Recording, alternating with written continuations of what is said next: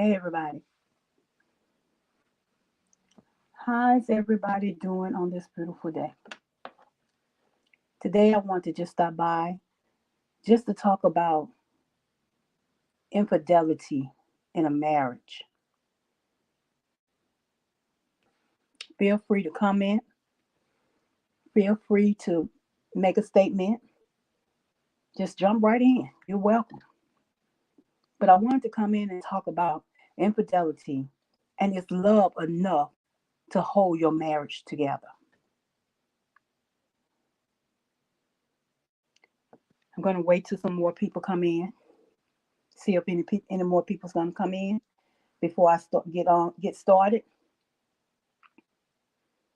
But today is a good day to talk about infidelity because so many people are experiencing infidelity in this world.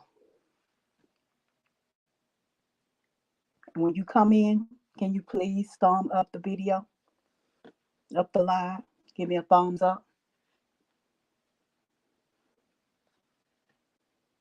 Hey, Lucinda, how are you?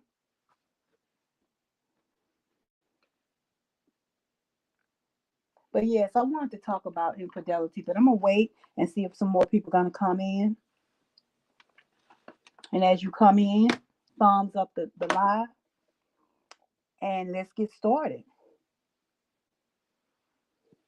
This is a topic that most people shun. They don't want to talk about infidelity. They don't want to address it. But it's so important today because so many people go through depression behind infidelity, whether it's the male or the female. They go through a lot. Cheating it is something that is difficult. It's very difficult. And I can say that because I've been through that. I can't speak on it if I hadn't been through it. But I've been through it. Now I can talk about it because you go through a lot. You go through a lot dealing with infidelity. You don't know what's on the mind of your spouse. Your spouse don't know what's on the mind of you. You start having anxieties, anger, and you get devastated. So let's talk about this subject today. Let's talk about it. Let's see what's going on. Trying to see if any more people are going to come in.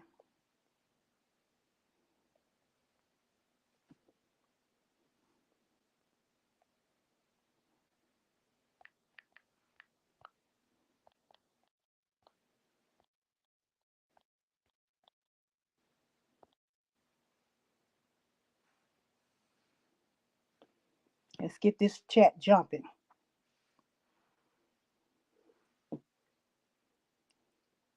Yeah, infidelity is a touchy subject. Let me find my glasses here. Yes, infidelity is a touchy subject, but my thought process is people can only do what you allow them to do. Always love yourself enough to never allow anyone to hurt you. You're so right, Lucinda. You're so right. You know, sometimes they're not as strong as others.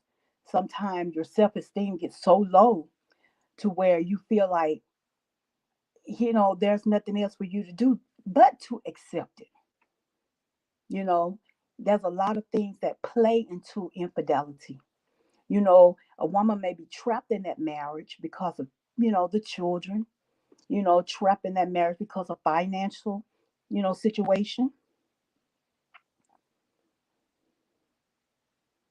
Yes, you're right. You're right, Lucinda. You're so right. You always have to keep God first. And I go back to say, sometimes a person gets so weak to where, and I'm speaking for me, from my standpoint, because I've been through that. And I didn't know how to handle it at the time. I was in a marriage for 17 years where there was infidelity in and out of that marriage. I chose to stay because of situation, my children, and it's, people look at it as if that's an excuse. But sometimes you're not in a frame of mind to really understand that, you can get out of that situation. You don't have to let people treat you any kind of way, you know? And I just wonder. But I want to ask the question, is an apology enough when a spouse tell you that he's sorry? Is that enough to apologize to a person? I don't think it is.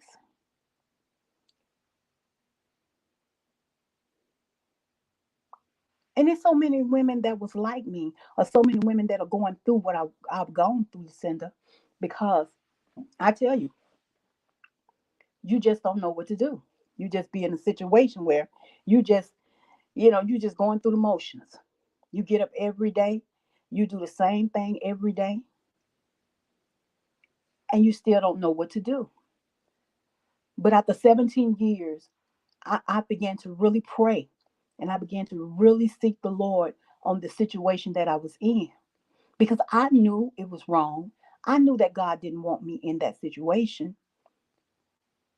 I had to pray and get enough strength to get out of that marriage. And I woke up one day and I said, this is it. I'm done. Enough is enough. I'm a beautiful woman. I got a good head on my shoulder. Why am I allowing this man to mistreat me? But, but God, but God, he allowed me to get out of that situation. He let me know that it was okay to go ahead and leave. And ever since I left, I've been a stronger person, mentally and physically. Is counseling enough? If you and your spouse decide to go to counseling, definitely discernment, definitely discernment. If you and your spouse decide to go to counseling, but in the midst of that counseling, your spouse doesn't want to say anything. He doesn't want to address, he doesn't want to text, admit to the wrong that he's done or she done. How do you handle that problem? You know, is that love enough to stay with this man or this woman even after you've gone through counseling and he don't want to participate? Is it enough? We have to ask ourselves that. Is it enough? I don't think it's enough. Just an apology is just not enough. You know, it's not enough. Even if you decide to go to counseling, he may say, no, I'll go, but I'm not going to say anything. I'm not going to commit to it. I'm going to go just to be going because you want me to go. At that point, do you really believe that that marriage have hope? You know, hey, happiness, how you doing? Glad you stopped by. But after the marriage, do you really believe that there's hope? After, you've gone through counseling and you've tried to mend your marriage and it seems like just doesn't care. Is love enough to stay? We have to ask ourselves that. Is love enough to stay in this marriage? Wow. I don't get it, but some people have to go through that. So, another question I have to ask,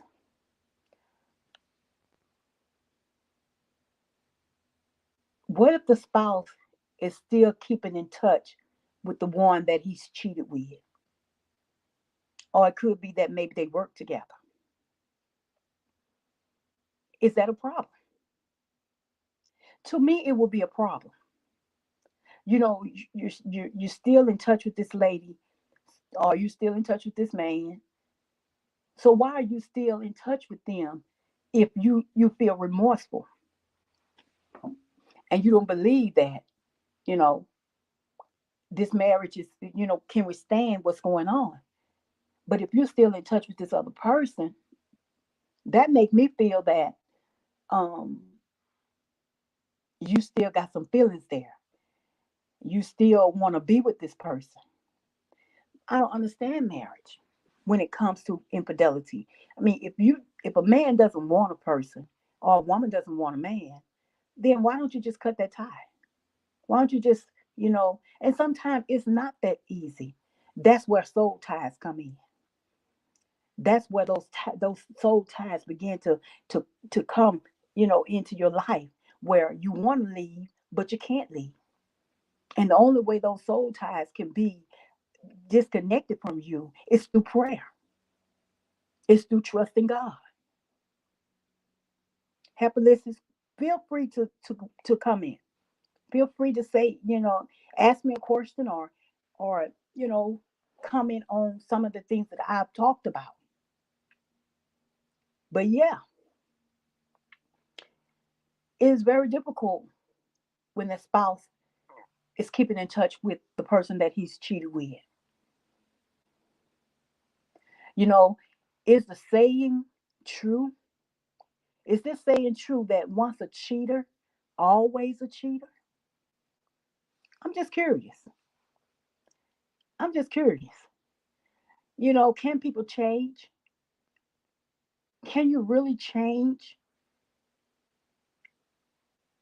from cheating to becoming a man that, love his wife, or a wife that love her husband, and they want to walk this thing together? Can that person change? Only if they want to. But it got to come through God. Amen. It got to come through God. Sometimes the other person put the blame on the other person. Let's talk about that. Sometimes the other person will put the blame on that person that did cheat. Do you think that's fair? I don't think that's fair, because that person is trying to make that other person feel guilty, to take the blame off of them.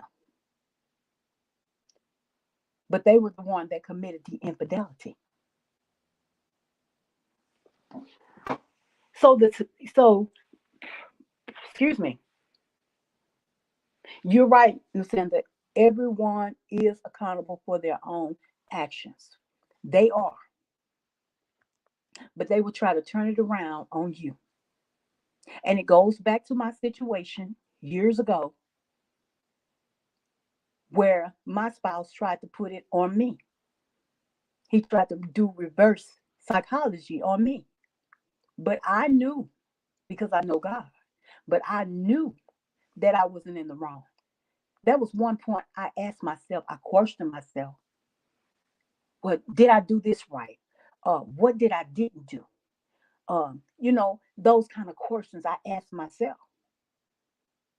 But I want a woman or a man to not feel that it is your fault if you didn't do it. If you did not commit the infidelity, it is not your fault.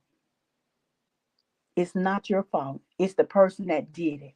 And they are the one that has the problem. They are the one. Well, statistics says that 53% of couples who experience infidelity has filed for divorce. And it says 43% of couples who revealed and worked through their past will still opt for divorce. So the way the statistic is looking, it doesn't matter, you know, whether it was revealed, or they still wanted a divorce out of the situation. Do you think that love is enough to stay in a marriage that is doomed for destruction? I'm asking the question today because a lot of people have stayed in a marriage because they said, I love him, and he loved me and we love each other. But then why did you have to go outside of your marriage to cheat if you love each other that much? Those are questions that's up in the air that needs to be, addressed. Infidelity is a serious thing. Some people have actually committed suicide because of infidelity. Some people have actually just gave up on life because their significant other cheated on them. Nobody likes that cheating word. They don't like the word cheat. Nobody likes that. But one thing I know, if you're a cheater, you're a cheater. You can't change the word. You can't fit the word into your life to make it better. If you're a cheater, you are a cheater. And as simple as that. Sometimes men go through things. Sometimes women go through things. And I don't know the real reason why certain people cheat on each other. Hey, Chef Hit Dice, how are you? Good to see you. Hey, Rock Just Living, how's it going? We're talking about infidelity today. We're talking about is love enough for you to stay in that marriage that's doomed for destruction? And I'm the one to talk about it. About me being going through that. Oh, it's no fun. It's no fun to be in a situation where someone is cheating on you, where someone is committing, adultery on you. It's no fun. But when the table turns and the other spouse start cheating on you, but two wrongs never make a right. You cheated on me, so I'm cheating on you. Still not right because you're both in the wrong.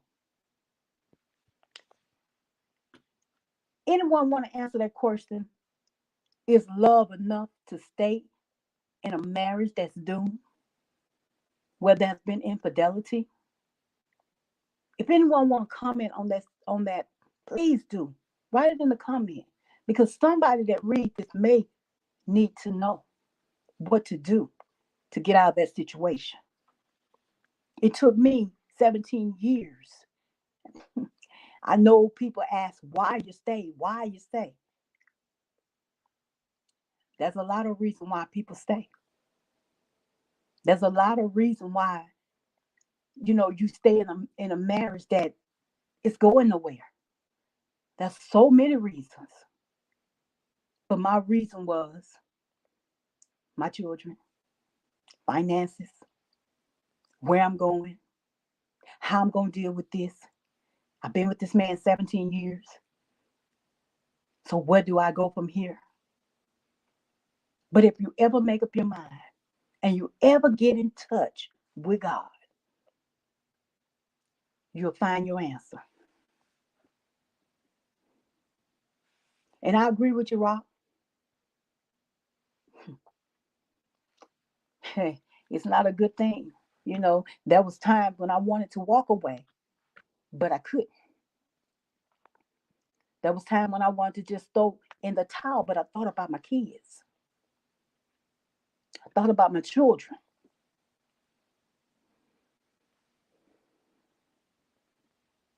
I hear you, Rob.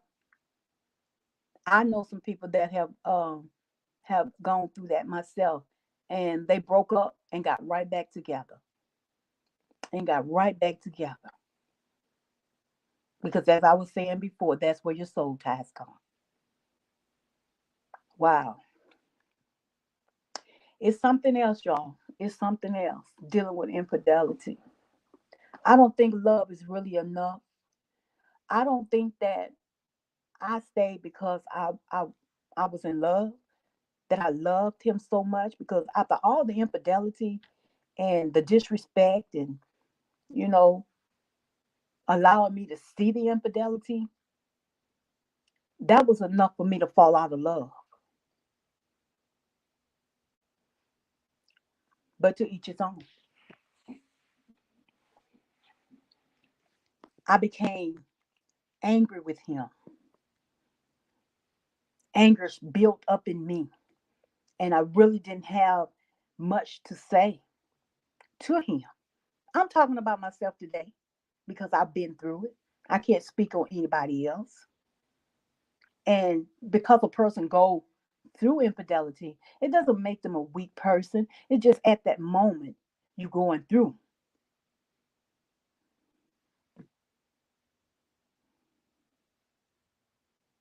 You're right. You're right. You're right. And some people, Rock, you're right. And some people, and I kept wondering, is he seeing somebody else?